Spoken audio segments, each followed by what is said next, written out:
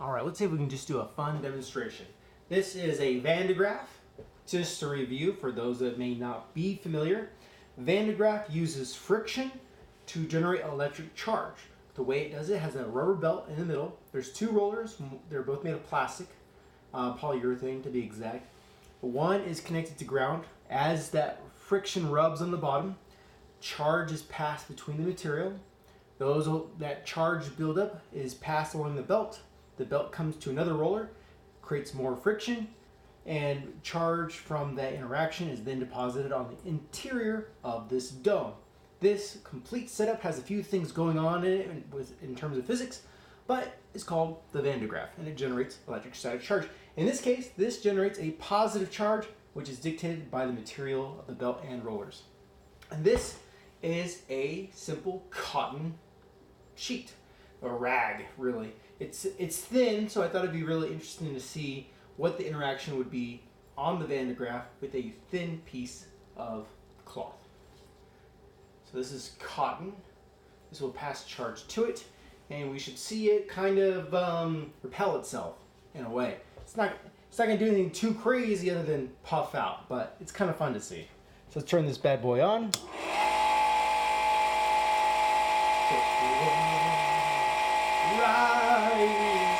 Now this is going to be excellent for Halloween, right? Really loud. I can already feel kind of the static charge coming off this. But as you see, as I get close, it stops repelling if I bleed off charge. So if I get close, like some of it's going to be attractive, but it should go down a little. It's going down the back. I'm just going in the front. It goes down, come away. It should come back up. But you can also see how some of it is attracted to me. It wants to go to ground, but it's not conductive. So even if this portion has charge, the rest of it that's connected to it can't deposit that charge on me to ground. So only part of the charge is connecting to me, but it also means the attraction also brings the material, the cloth, towards me, since it can't actually move that charge to ground because it can't move it through the material. It's non-conductive. Woo! So really, and this charge is going to be a little bit, it's really strong. It's really strong on top. I don't see a corona discharge. Oh, that was one. Let me see if I can move this. That's it. You see that? There's some good ones. So this is a little bit stronger than it normally is. My hypothesis would be is that the cloth is acting as a weak capacitor. So we have a conductive surface, which is the Van de Graff, the cloth, which acts as a non-conductor, and of course then my hand acting as a conductor for this discharge. The air between also acts in part as that dielectric, and we're breaking down that discharge, the voltage breakdown of the air to get that corona. That is very neat. It is very pronounced. Whew. Let me see. Where's my thing? Ah!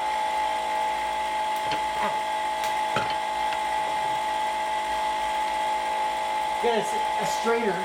Let me see if there's any. Oh, can you see that? That is interesting. All right, so let's see it look very closely at the top of the linen. I don't know if you can see it, but underneath the surface, you can see these coronal discharges. I don't know if you can see the color. I hope you can. Let me get this closer. Can you see that underneath the linen? It's discharging into the cloth. I'll have to check the footage, but that's very interesting. I was not expecting that. Oh, ouch. Okay. And then, yeah. All right. So yeah, very interesting. I'll have to check the footage, but the very end of that was interesting. As I was, it had nothing to do with the strainer. It was happening with my hand too. I just didn't see it from that angle before. But what I was seeing is that underneath the cloth there was discharge that was occurring that wasn't penetrating the cloth. So there was a like almost like a subsurface discharge that was beneath the cloth that was occurring in like between the cloth and the globe. So that was interesting.